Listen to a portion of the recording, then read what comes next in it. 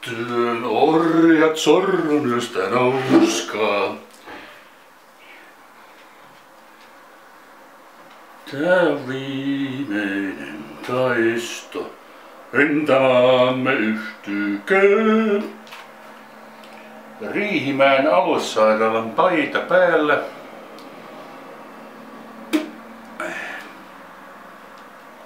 Annan joitakin ohjeita siihen, miten päästä ennenaikaiselle eläkkeelle. Sinne on nykyään vaikea päästä, kun eläkeikiä meinataan vaan nostaa ja nostaa. Jos on selkäsökö tai muuta somaattista vaivaa, niin ei tule mitään. Etsitään kevyempiä töitä, mutta jos psyykkä rassaa, niin pääsee eläkkeelle.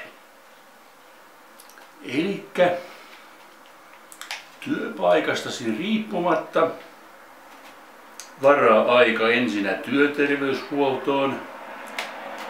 Olet siellä naama norsunvitulla ja valitat työperäistä stressiä ja burnouttia ja kuinka et saa nukuttua ja työn vaativuuden lisääntymisestä ei tule loppua ja pyydät sairaslomaa ja puhut masennusoireista ja katsekontaktia ei kannata lääkäriin ottaa, vaan luimuilla ja katsella vähän niin kuin alaviistoon vinkkeliin tuonne kengän kärkiin. Jos hyvin lykästää ja lääkäri on ammattitaitoinen, hän kehottaa sinua asioimaan mielenterveystoimistossa. Ja silloin sinä olet jo etapilla 2.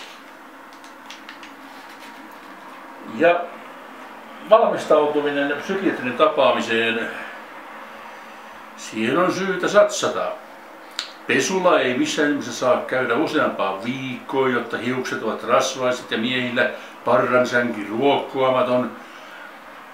Vaatetus pitäisi olla likaista ja kaiken kaikkiaan pitäisi tulla semmoinen vaikutelma, että asiakas ei kykene huolehtimaan hygieniastaan, joka on taas merkki psyykkisistä ongelmista.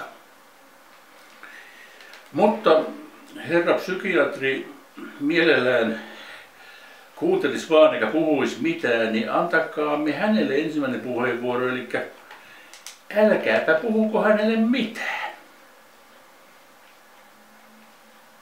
Jotain pientä hajanaista lauseen tynkää, mutta niin saa sitten psykiatri miettiä, että mikä oikein vaivaa, että ei kyllä ole kaikki nyt hyvin.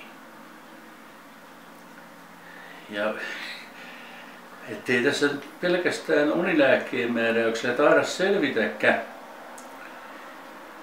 Ja puheet kuitenkin pitää olla hieman eri sisältöisiä kuin työterveyslääkärille, joka tietää, mistä työssä on kysymys. Psykiatrille pitää ruveta esittämään masennusoireita, jotka näkyvät siitä ulkoisesta hapituksestakin, että kaikki ei ole nyt kohdallaan. Ja sanoo, että ei saa nukuttua enää ja sitten ruvetaan vetämään noita kuvakortteja pöytään, että se itsemurha-ajatukset vaivaa mieltä. No jos oikein kovilla pelataan, niin puhutaan sitten, että on sellainen laajennettu itsemurhakin mielessä, että tapaan läheisiänikin. En minä ketään tapaa, mutta tämmöisiä painostavia ajatuksia minulla on, kun mä yritän mennä nukkumaan, enkä saa sitä unta. No niin. Psykiatri kirjoittaa unilääkettä, mutta ei tässä vaiheessa vielä varmaankaan masennuslääkettä, vaan varaa uuden ajan tuohon kuukauden päähän. Ja sinne mennään sitten yhtä vähemmän reippaasti asioimaan Ja sanotaan, että kyllä nyt saa nukuttua, mutta päivät on kauheita. Nyt kun ei ole töissä, vaan sairaslomalla, että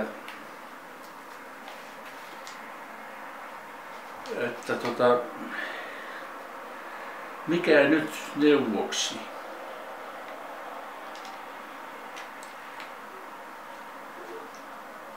Minulla on sellainen tunne, että minä en pysty enää jatkamaan työelämässä. Ja sitten pitää kuvailla kukin työpaikkansa suhteen, että mikä siellä sitten on niin stressaavaa ja kuormittavaa. Ja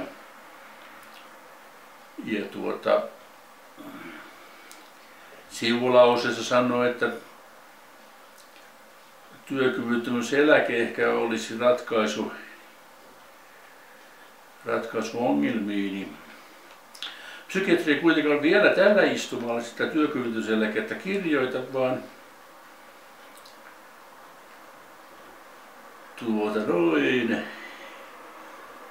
osastohoitoa 1-2 kuukautta psykiatrisessa sairaalassa, jossa voidaan tehdä sitten diagnoosi, jolla perusteella sitten voidaan sitä eläkeasiaakin ruveta miettimään vähän paremmin.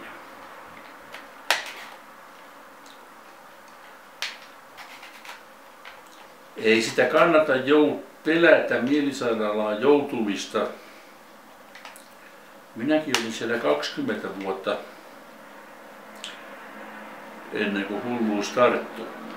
Siellä on hyvin lutusta ja mukavaa ja psykiatriset potilaat, ne on upeita tyyppejä.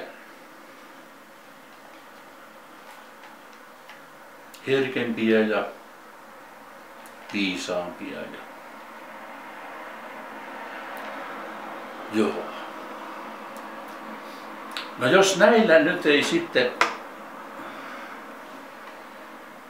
pääse alkuun, niin johan on ihme.